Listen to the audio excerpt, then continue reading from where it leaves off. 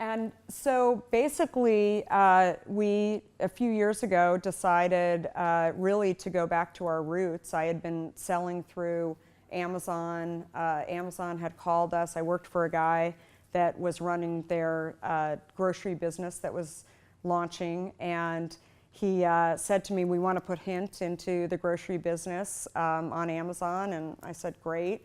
You can wholesale the product from us and we'll put it on. And so we did that, and very soon became one of the top sellers on Amazon, which I was really surprised that people would buy heavy cases of Hint and have it delivered to their door.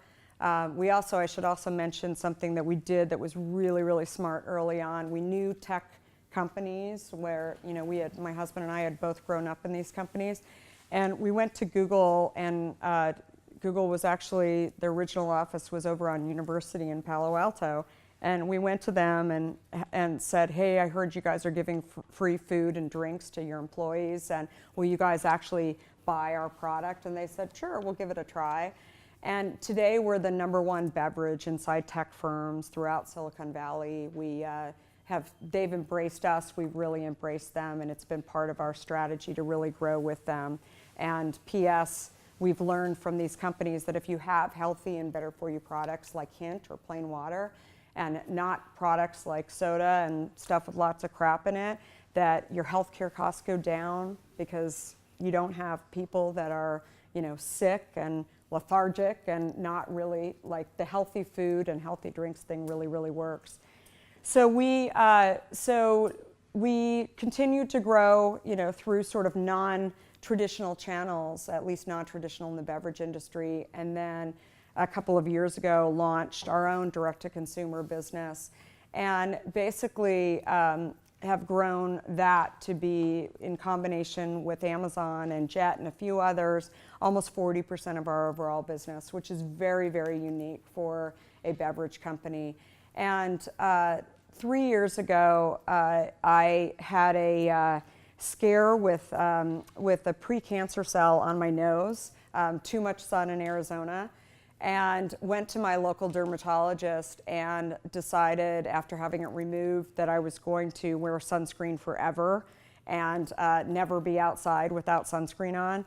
And after I started wearing sunscreen, I found that my pre-cancer started growing back really, really fast. And I thought, like, that's super, super scary.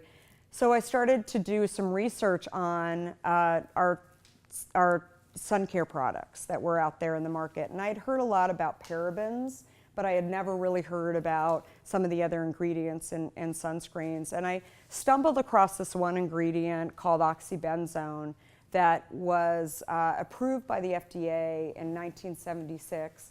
And the Center for Disease Control had actually said that oxybenzone may actually enhance pre-cancer cell growth for people that have it under their skin. And I thought, well, that's really crazy. Like, who actually knows that they have pre-cancer cells growing under their skin until it's too late?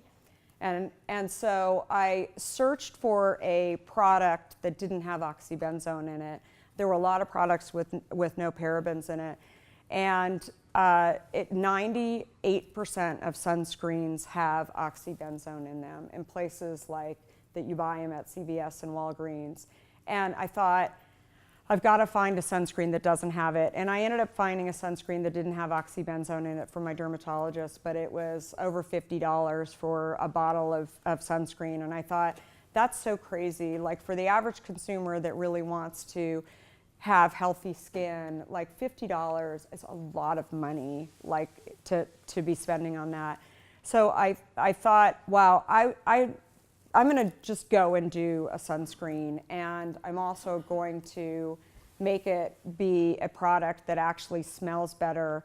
And so I really thought about, when we're bottling Hint, that the scent that I would smell when I'm in our factories was so amazing and overwhelming that when we're running mango grapefruit, I would smell the mango grapefruit. And I one day took a few drops while I'm playing around with making sunscreen in my kitchen, and I threw it into the bottle. And I thought, like, this is awesome, and I'm wearing it all the time, and my kids are wearing it, and friends are wearing it. And then I find out that I have to go through FDA approval, so all sunscreens need to be approved by the FDA. And so I thought, okay, I'm going to go through that process. How do I do it? And so literally downloaded the form on the website and started filling out the paperwork on my table at home. And 3 years later, I get the news back from the FDA that I've got approval, that, you know, it's finally been approved. So that was December of this year, and we roll it out in January. And it was so great because the way that stores work in terms of getting products on the shelf is it's typically like 6 months out. So the one-off opportunity that I had with Whole Foods was really, really unusual. Typically they'll tell you yay or nay, and then they'll put it on the shelf 6 months later. But because we had this online business, I was actually able to go direct to the consumer and say, hey, I've got this great product. We're using the essences from this in order to scent it, and really call attention to oxybenzone as well as parabens. And we had an amazing response in January from that consumer base, and I really started to get excited because I thought, no longer am I, you know, being held captive to these, you know, whether it's the soda companies, or now I've entered into going up against the Coppertones and Neutrogenas of the world, and really trying to have this relationship with the customer and helping the customer to get healthier.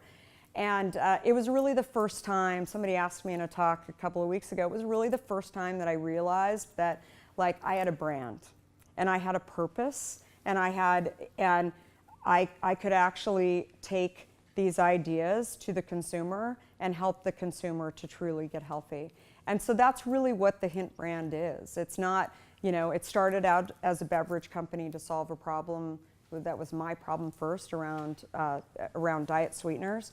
But then now it's gone into sunscreens. We're launching a few other products coming up. Our plan is not to be 5,000 products. Our plan is really to look at industries that actually are not really looking to create the best products for health for the consumer. And that's something to me that I love doing. I love getting up every day and being able to know that I'm making a difference in some way, and I'm not doing it in a not-for-profit way. We are now, like, as I mentioned, a profitable company that is really, you know, growing, and we have the ability to go into lots of different categories as well. So that's my story. I'm going to take a break. Oh.